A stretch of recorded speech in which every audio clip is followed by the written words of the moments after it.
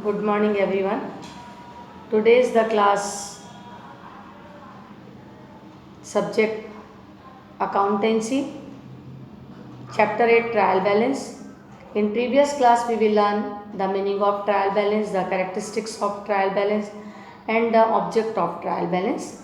Today's we will learn method of preparing trial balance. Actually, the method of trial balance is four.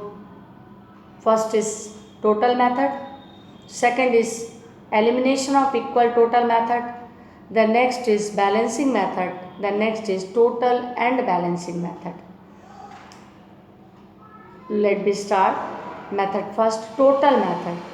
In this method, the total of the debits and credit side of every account is separately written and in the debit and credit column of trial balance.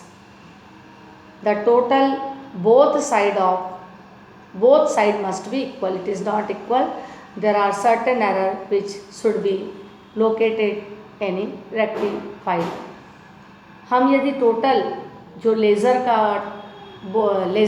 में अलग अलग lasers होते हैं, lasers में जो accounts होते हैं, तो उनके टोटल को लेकर हम ट्रायल बैलेंस प्रिपेयर करते हैं. तो ट्रायल बैलेंस का जो टोटल होता है वो इक्वल आता है.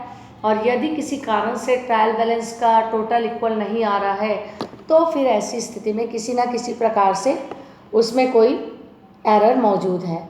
तो ये था टोटल मेथड, जिसमें कि हम लेज़र के जो अकाउंट्स होते हैं उसको लेकर हम टोटल को लेकर, जैसे कि कैश अकाउंट, डेबिट में अगर 50,000 दिया और क्रेडिट में 60,000 दिया है तो डेबिट में हम 50 लिखेंगे और क्रेडिट में 60 लिखेंगे. कोई भी अकाउंट हो, चाहे डेटर हो, चाहे फिर वो आपका क्रेडिटर हो, कैपिटल हो, कुछ भी हो, तो किसी भी लेज़र के अकाउंट्स के हम डेबिट के टोटल को डेबिट में लिखेंगे और क्रेडिट के टोटल को क्रेडिट में लिखेंगे. तो टोटल को लेकर जब हम ट्रायल बैलेंस प्रिपेयर करेंगे तो उसे हम टोटल मेथड कहेंगे. Then second is eliminated of equal total method.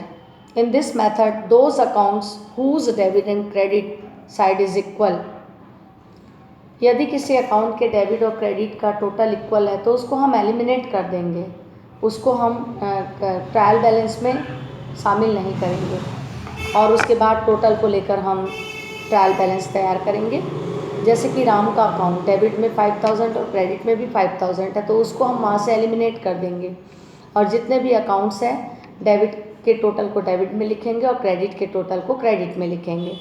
तो जिसका टोटल इक्वल है उसको एलिमिनेट करके यदि हम ट्रायल बैलेंस तैयार करेंगे तो उसे हम elimination of equal total method कहेंगे. Then next is balancing method. Under this method the total of ledger accounts are not taken but only the balance of each accounts are recorded.